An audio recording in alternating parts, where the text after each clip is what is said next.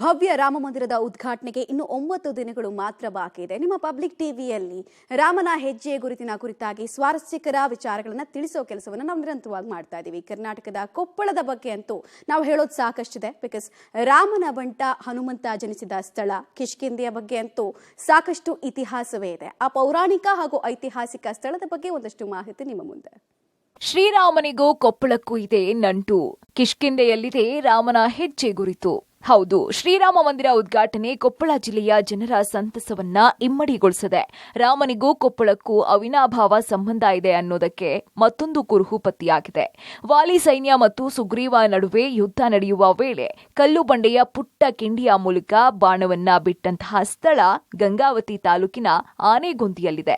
ಹೀಗಾಗಿ ಕಿಷ್ಕಿಂಧೆ ಮತ್ತು ಅಯೋಧ್ಯೆಗೂ ಹತ್ತಿರದ ಸಂಬಂಧವಿದೆ ಅಂತ ಹೇಳಲಾಗ್ತಾ ಇದೆ.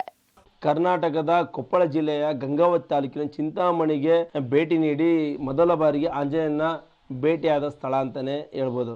ಈಗ ಇತಿಹಾಸ ತಜ್ಞರು ಹೇಳೋ ಪ್ರಕಾರ ಇದು ದೃಶ್ಯದಲ್ಲಿ ತೋರಿಸ್ತಾ ಇದ್ದೀವಿ. ಇದು ಶ್ರೀರಾಮ ಮತ್ತು ಲಕ್ಷ್ಮಣ, ಆಂಜನೇಯ ಮತ್ತು ಸುಗ್ರೀವ ಅವರು ಭೇಟಿಯಾಗಿ ಇಲ್ಲಿ ಇದೇ ಸ್ಥಳದಲ್ಲಿ ಏನಂದ್ರೆ ಇದು ಶ್ರೀರಾಮನ ಗುಹೆ ಅಂತ ಹೇಳ್ತಾರೆ. ನೋಡ್ತಾ ಇರೋದು ಈ ರೀತಿ ಅಂದ್ರೆ ಗುಹೆ ಒಳಗಡೆ ರಾಮ ಆಗಿರ್ಬೋದು, ಲಕ್ಷ್ಮಣ ಆಗಿರ್ಬೋದು ಮತ್ತು ಸುಗ್ರೀವ, ಆಂಜನೇಯರು ಇದೇ ಭೇಟಿ ಆಗ್ತಾರೆ. ಯಾಕಂದ್ರೆ ಲಕ್ಷ್ಮಣ ಮತ್ತು ಶ್ರೀರಾಮ್ ಅವರು ಸೀತೆಯನ್ನು ಹುಡುಕೊಂಡು ಬಂದಾಗ ಚಚ್ಚಲಗುಡ್ಡದಲ್ಲಿ ಮೊದಲ ಬಾರಿ ಭೇಟಿ ಆಗ್ತಾರೆ. ಸುಗ್ರೀವ ಮತ್ತು ಆಂಜನೇಯ ಭೇಟಿಯಾಗಿ ಅಲ್ಲಿ ಸುಗ್ರೀವರನ್ನ ಹೆಂಡತಿಯನ್ನು ಅಪಹರಿಸಿದಂಥ ವಾಲಿಯನ್ನು ಸಂಹರಿಸಿ ರಾಜ್ಯವನ್ನು ಉಳಿಸ್ಕೊಳ್ಬೇಕು, ಮತ್ತು ಅಷ್ಟೇ ಅಲ್ಲ ಸುಗ್ರೀವರ ಹೆಂಡತಿಯನ್ನು ಕರೆದುಕೊಂಡು ಬರ್ಬೇಕಂತೇಳಿ ರಾಮ ಮತ್ತು ಲಕ್ಷ್ಮಣ ಇಬ್ಬರ ಜೊತೆಗೆ ಒಪ್ಪಂದ ಮಾಡಿಕೊಂಡು ನೋಡ್ತಾ ಇದ್ದೀವಿ. ಇದು ತುಂಗಭದ್ರಾ ನದಿ ಅಂತ ಹೇಳ್ಬೋದು. ತುಂಗಭದ್ರಾ ನದಿ ಆ ಭಾಗದಲ್ಲಿ ಅಂದರೆ ನೀವು ದೃಶ್ಯದ ತೋರಿಸ್ತಿದೆ ಆ ಭಾಗದಲ್ಲಿ ವಿಜಯನಗರ ಜಿಲ್ಲೆಯ ವೆಂಕಟಾಪುರ ಬಳಿ ಇರುವಂತಹ ಗುಡ್ಡದಲ್ಲಿ, ಆ ಗುಡ್ಡದಲ್ಲಿ ವಾಲಿ ಸೈನ್ಯ ಇರುತ್ತೆ. ಅದು ವಾಲಿಯನ್ನು ಸಂಹರಿಸ್ತಾರೆ. ಅಂದ್ರೆ ಬಿಲ್ಲುಗಳ ಮೂಲಕ, ಬಿಲ್ಲು ಬಾಣದ ಮೂಲಕ ಬಾಣ ಬಿಟ್ಟು ಅಂದ್ರೆ ವಾಲಿಯನ್ನ ಸಂಹರಿಸಿದ ಪ್ರದೇಶ ಅಂತೇಳಿ ಇತಿಹಾಸದಲ್ಲಿ ಸಿಗ್ತಾ ಇದೆ ಮಾಹಿತಿ. ವಾಲಿಯಿಂದ ಬಹಿಷ್ಕರಿಸಲ್ಪಟ್ಟಿರ್ತಕ್ಕಂಥ ಸುಗ್ರೀವ, ಅವನ ಗೆಳೆಯನಾಗಿರ್ತಕ್ಕಂಥ ಆಂಜನೇಯ ವಾಲಿಗೆ ಹೆದರಿ ಚಿಂಚಲಕೋಟೆಯಲ್ಲಿರ್ತಕ್ಕಂಥ ಸಂದರ್ಭದಲ್ಲಿ ರಾಮ ಲಕ್ಷ್ಮಣರು ಸೀತೆಯನ್ನು ಹುಡುಕ್ತಾ ಕಿಷ್ಕಿಂಧೆಗೆ ಬರ್ತಾರೆ. ಕಿಷ್ಕಿಂಧೆಗೆ ಬಂದ ನಂತರ ಪರಸ್ಪರ ಭೇಟಿ ಆಗ್ತದೆ, ಪರಸ್ಪರ ಸಹಾಯ ಮಾಡಬೇಕು ಅಂತ ಹೇಳಿ ಒಪ್ಪಂದ ಆಗ್ತದೆ.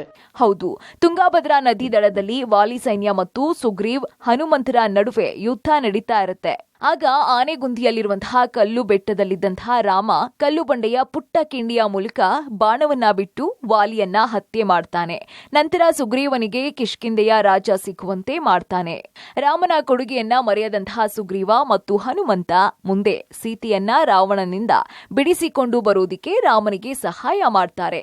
ಇಂತಹ ಅನೇಕ ಐತಿಹಾಸಿಕ ಸ್ಥಳಗಳು ಕೊಪ್ಪಳ ಜಿಲ್ಲೆಯ ಕಿಷ್ಕಿಂಧೆ ಪ್ರದೇಶದಲ್ಲಿ ಇವೆ. ವಾಲಿ ಮತ್ತು ಸುಗ್ರೀವರು ಮಲ್ಲ ಯುದ್ಧವನ್ನು ನಡೆಸುವ ಸಂದರ್ಭದಲ್ಲಿ ರಾಮ ಬಾಣವನ್ನು ಪ್ರಯೋಗಿಸಿ ವಾಲಿಯನ್ನು ಕೊಂದು ಹಾಕಿದ ಅಂತಕ್ಕಂಥದ್ದು ಈ ಘಟನೆ ನಡೆದಿರ್ತಕ್ಕಂಥದ್ದು ಇವತ್ತು ಆನೆಗುಂದಿ ಬಳಿಯಲ್ಲಿರ್ತಕ್ಕಂಥ ಚಿಂತಾಮಣಿ ಅನ್ನುವ ಒಂದು ಮಠದ ಪ್ರದೇಶದಲ್ಲಿ ಇವತ್ತಿಗೂ ಕೂಡ ರಾಮ ಪ್ರಯೋಗಿಸಿದ ಸ್ಥಳವನ್ನು ಮತ್ತು ಅವನು ನಿಂತಿರ್ತಕ್ಕಂಥ ಸ್ಥಳದ ಪಾದದ ಚಿಹ್ನೆಗಳನ್ನು ಕೂಡ ನಾವು ನೋಡ್ಬೋದು.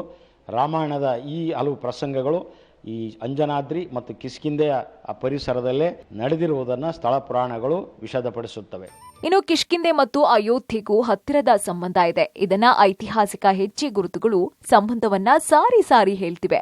ಹೀಗಾಗಿ ರಾಮ ಮಂದಿರ ಉದ್ಘಾಟನೆ ಕೊಪ್ಪಳ ಜಿಲ್ಲೆಯ ಜನರ ಖುಷಿಯನ್ನ ಹೆಚ್ಚಿಸಿದೆ. ಮುಕ್ಕಣ್ಣ ಕತ್ತಿ, ಪಬ್ಲಿಕ್ ಟಿವಿ, ಕೊಪ್ಪಳ.